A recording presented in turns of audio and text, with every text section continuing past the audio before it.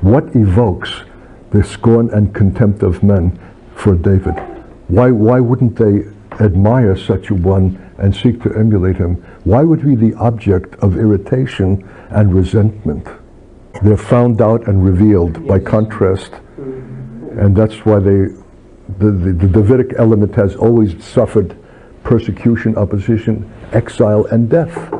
To remove that witness that reveals the falsity and the fraudulence of our religiosity. And so we need to know, if we're going to pursue this, then we have to expect what David experienced. There'll be scorn, reproach, and worse. There are other references in this psalm to the opposition that David experienced. Verse 51, they're called the arrogant, utterly deride me. They just don't deride me, they utterly deride me. But why utterly deride? They don't just are mildly critical, but devastatingly critical. They utterly deride. They've got to extinguish. They've got to extirpate the witness that David is. You can't do that in part. The whole man has got to be negated, contradicted, or removed. Can you see that? There's no such thing as just a partial acknowledgement. He has got to be utterly. And he calls them the wicked, those who forsake the law. Well, here's no wonder they're opposed to David, who represents the one who seeks it. In verse 69, the arrogant smear me with lies, but with my whole heart I will keep your precepts. No matter what they do, I will not be deterred from what I must do. What is the lie probably with which he's being smeared? Likely something like this: an utter contradiction to what he is. So for example, humility misconstrued by people like that would be called arrogance. Truth will be called a lie. Sweetness of spirit will be called critical spirit. That is to say, a man like that is interpreted in such a way as to contradict everything about him, to make it to be the opposite of what he in fact is. They smear me with lies. They have got to discredit me and take the very evidence of my love and call that lovelessness. Take my humility and they'll call it arrogance. They'll completely controvert and contradict what the man is in himself, which he has to bear. That's the price and the consequence of this kind of walk. Verse 74 is an interesting statement.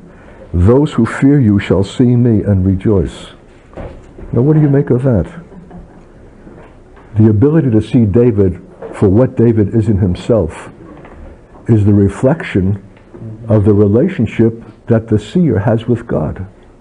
If that is defective or wanting or false, they'll not see David rightly. And he's bold to make that statement. Those who fear you shall see me. He doesn't mean visibly, he means they'll recognize me for what I am and rejoice for that. And yet in verse 75 he talks about his own humility, and that in faithfulness you have humbled me.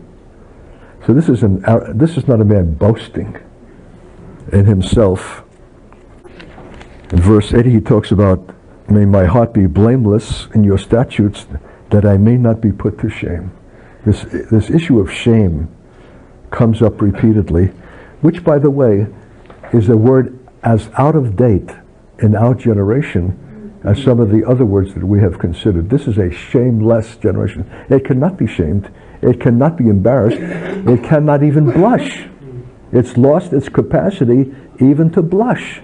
Yet here's a man who is so, calibrated, that the idea of shame is so repugnant to him that it serves as an incentive to keep in the way. He cannot bear to think that he would have to bear shame in having cast some disrespect upon his God by his conduct. Whereas our generation, exactly the opposite. It does not know shame. And if you got the New York Times the way I get it daily, read the film reviews, the book reviews. Horrendous what the films celebrate. The drug addict, the homosexual, the lesbian lifestyle has become the grist of modern day culture. The kinds of things that should repel us are the kinds of things that serve as vehicles for films and novels in our culture. No shame. In fact, the more shameful the thing is, the more it's celebrated. So what a contrast David is as a timeless statement of God for every generation, and especially this last. And it's a moot question to ask, can we resist this generation and its temper, except we take this psalm seriously and seek it with a whole heart and to be blameless? Otherwise, how shall we not be drawn into this vortex that is so commonplace that people don't even blink? We've lost the capacity not only for shame but for embarrassment. So this is God's provision, not only throughout all generations, especially this generation. And yet I have to confess that when I came to 119 in my reading, I couldn't wait to get through it fast enough. It was too laborious, too detailed, too long. I didn't have patience. It didn't speak to me. But now it has. I hope it's doing that for you. What is hell if not eternal shame without remedy? Have you ever experienced a flush of shame where your face flushes, you get red, and your neck and your collar become almost like a burning? You can't wait to get away from that. What if you never get away from it? What if you have to live eternally with that shame without remedy? If hell was nothing more than that, it's hell enough. And certainly that will be the heart of hell. And maybe that's the burning that is alluded to in scriptures that we always think of literally as fire. But the burning of embarrassment, of recognizing that what you had allowed yourself with liberty is from the other side in the day of eternity utterly repulsive to God, and now you'll see it as God sees it, and that you've given yourself to it freely, and you've died in it, and have to live now with the shame that you did previously recognize. That's why Jesus said, if you'll not believe that I am He, you will perish in your sins. You'll live forever and eternally with the acknowledgement of what should have caused you shame, but your sins did not permit you. But in eternity, you'll have the full flush of something that will not leave you. It's, what shall I say? It's to be devoutly avoided. And maybe the church's lack of a proper evangelism is the statement that we ourselves have not understood this component of hell, or we would have warned men more earnestly. Yes. The reason we've not seen it is because we're not in it. We're not in that righteousness that considers shame as David did, so we cannot communicate that to others. See how everything is so intrinsically caught up. And here's a good question. Who can attain and maintain that condition independent of other believers? Who as a solo Christian, however virtuous in himself, can walk and maintain that kind of condition outside of the strength, the prayer, the admonition, the correction, the oversight that comes in a body, or shall I say, in a community? So the whole prospect for this reality cannot be attained as solo virtuoso saints outside of the context of God's intention. We need to attain the stand and to maintain a stand like this. They're looking in one another's faces, speaking the truth in love, correction, admonition, exhortation, rebuke. If we lack those things, surely we'll never attain, or if we attain, we'll never maintain this consistent mode of living.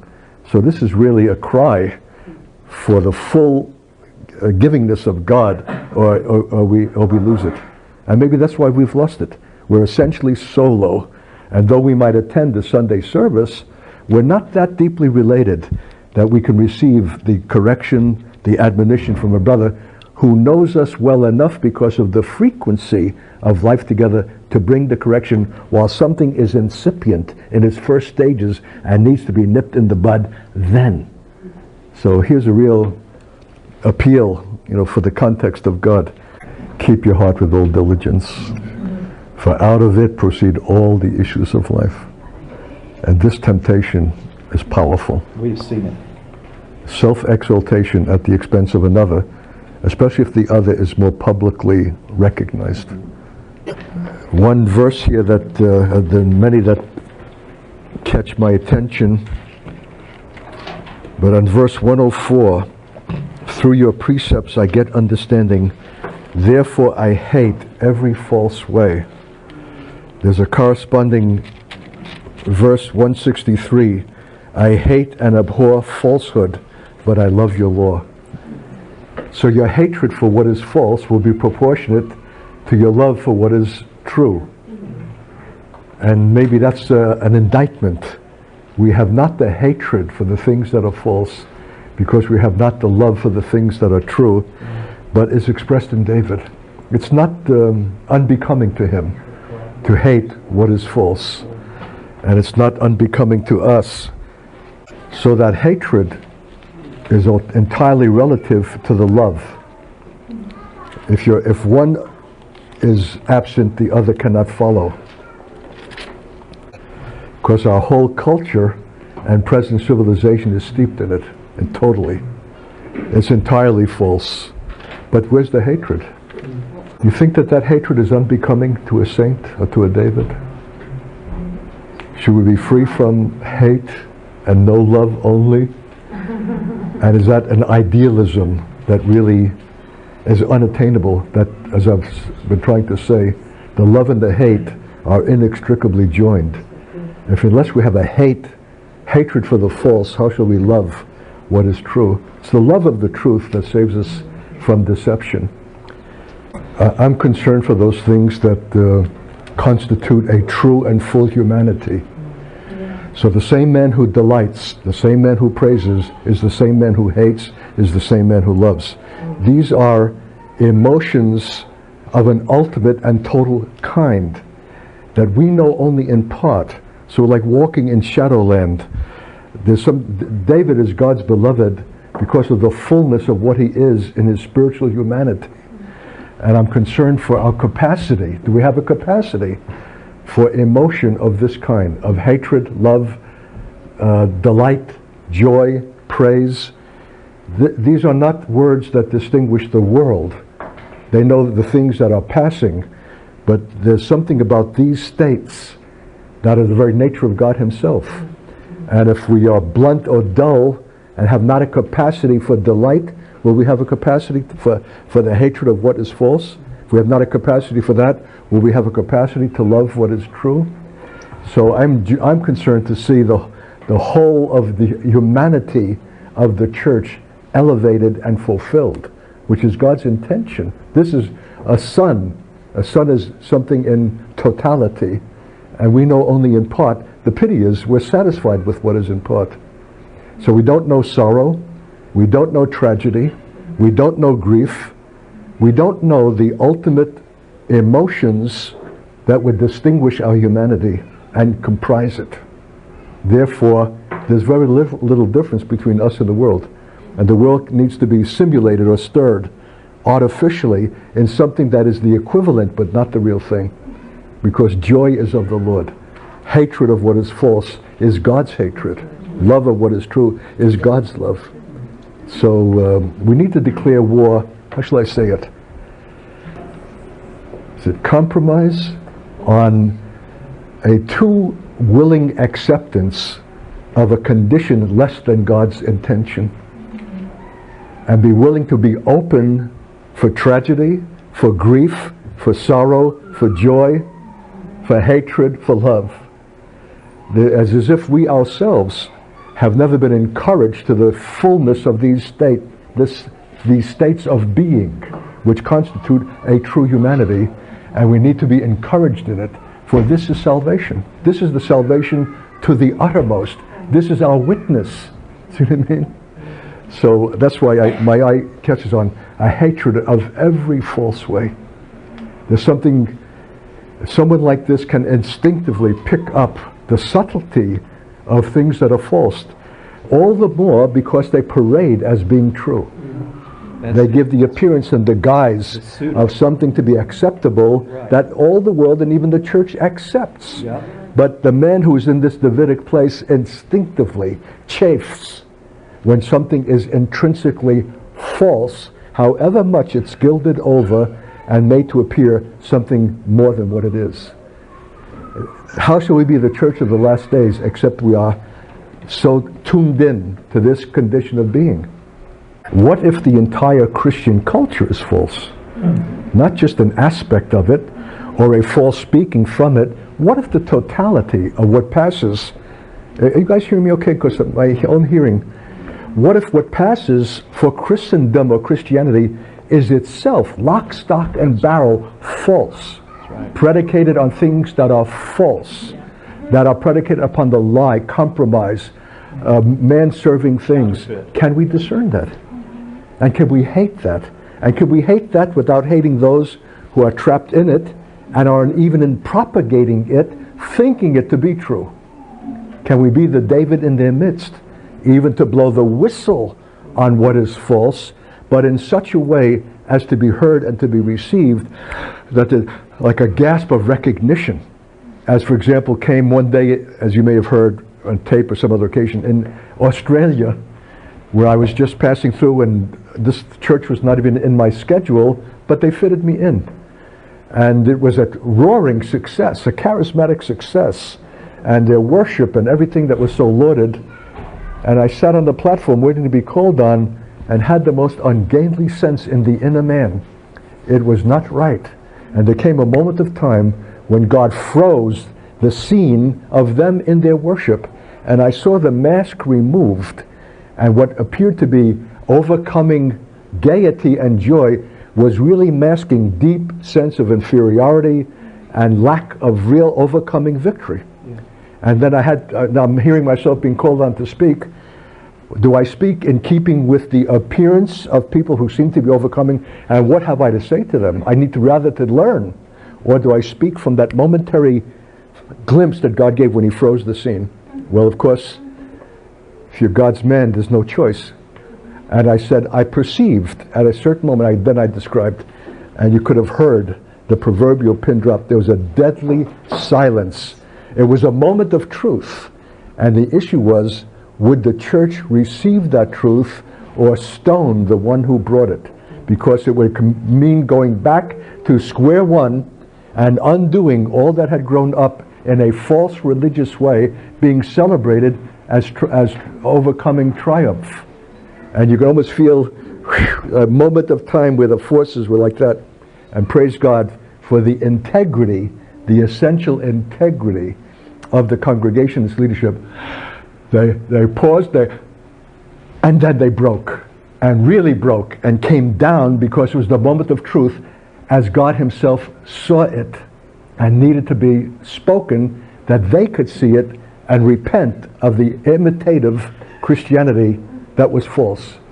So if we're going to be such in the religious world that is false, we need to have David's discernment, hating every false way, not just as a luxury of a private discernment, but as a basis for a speaking in and a bringing of life-giving change, rather than to hold it or too embarrassing to speak it.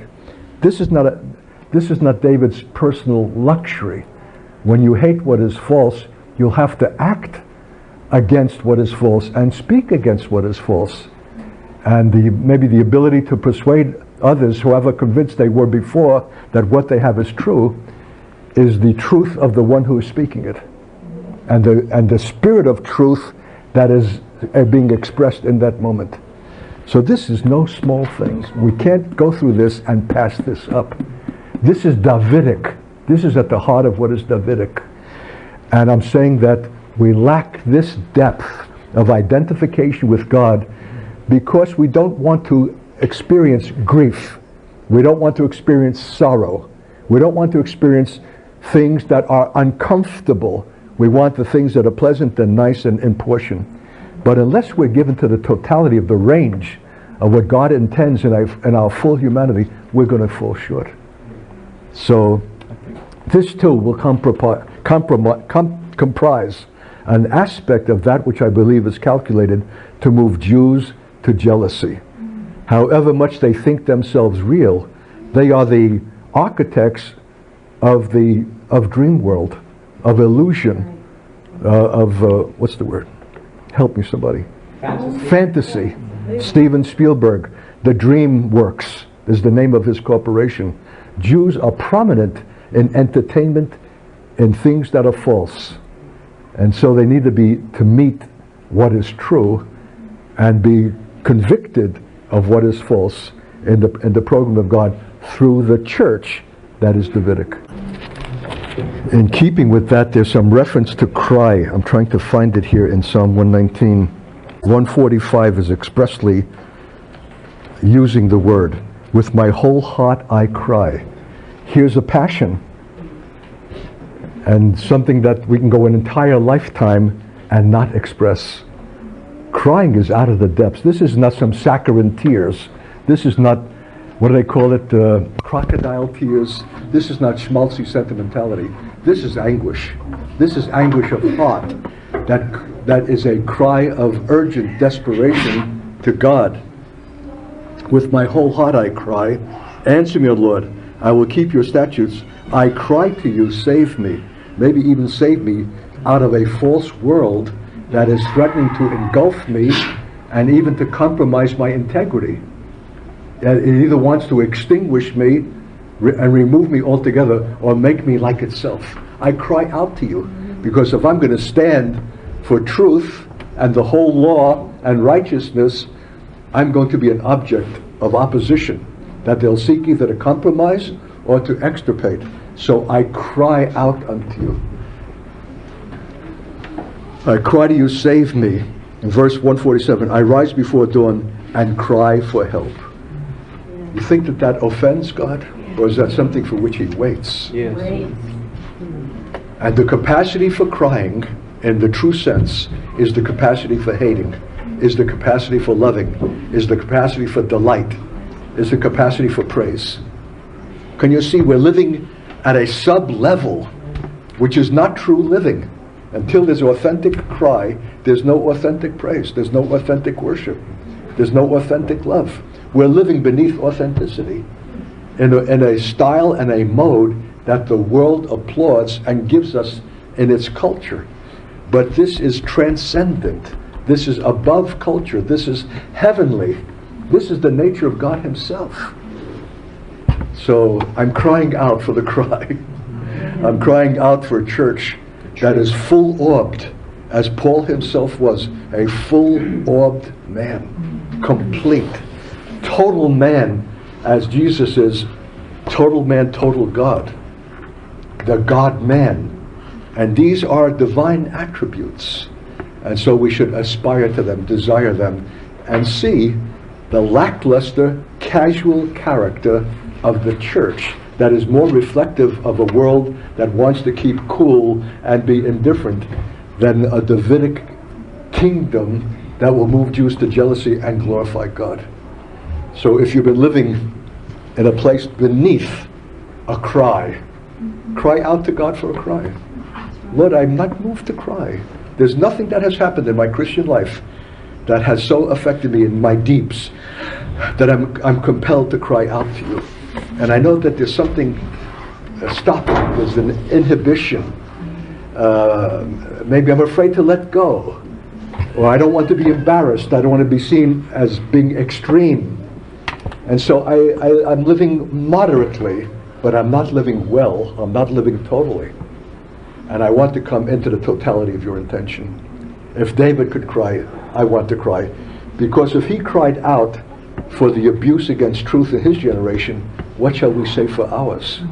And maybe it's for the want of that cry that the world has had free sway to go about its falsity, for no one has blown the whistle. No one has called attention that this is false. It doesn't chafe us. It doesn't hurt us. We've learned to live with it, even to enjoy it. So I love these references. Now we can understand in this context where we read before, give me life. Didn't he have it? Yes, he had it biologically. But he wants a life that has the capacity for cry, for hate, for love, for praise. He wants a life that is divine, because the conventional and the natural life cannot rise to this. It's limited by temperament, by culture. Give me the life. Can you understand why David is crying out for that? Because it's out of that life that this amplitude of being is given. This is life. And anything short of that is not an adequate life, and David knows it. So may we know it and make that our plea. Though the life is already given, few of us are living in that life and are living yet in our own humanity and expressing it religiously and inadequately. Verse 163 says, I hate and abhor falsehood. Is that redundant? Is that like saying I hate and I hate? Is there a difference between abhorring and hating? Is God emphasizing something by the use of two words that are similar and yet express nuances of difference? What's the difference between abhor and hate? I hate and I abhor. Maybe a word for that would be detest. How about 165? Great peace have those who love your law. Nothing can offend them or make them stumble. Was it yesterday or sometime we were saying, is there any people more subject to offense than the church? The world is not as susceptible as the church. My God, just look crossways. Say a wrong word, an inflection, and boom, someone is offended. We're so prone for offense. And here's God's antidote. Not to become thick-skinned, but to love your law. What's the connection there? What is God wanting us to see? Nothing can make them stumble. Nothing can offend them.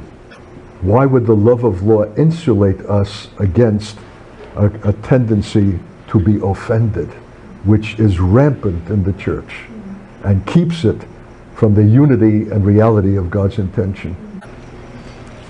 Anything in 160? The sum of your word is truth. The sum of your word is truth.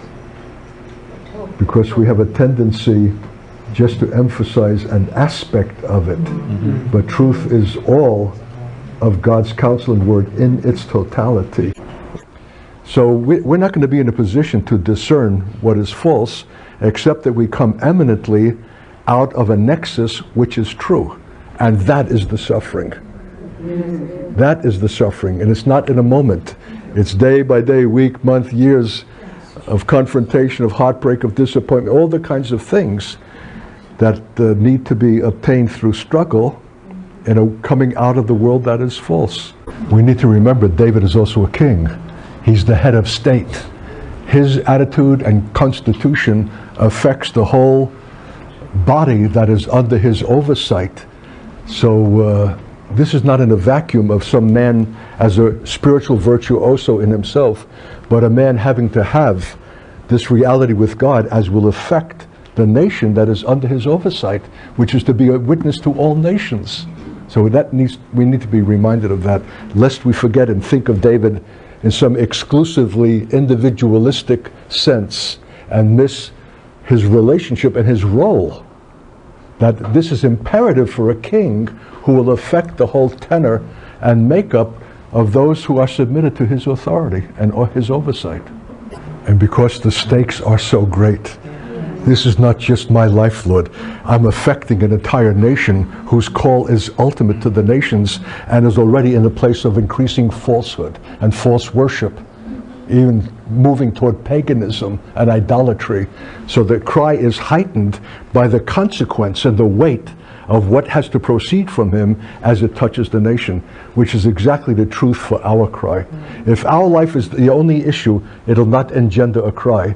But if others are being affected by us in the church, then there's a reason for a cry, because the consequence is so great.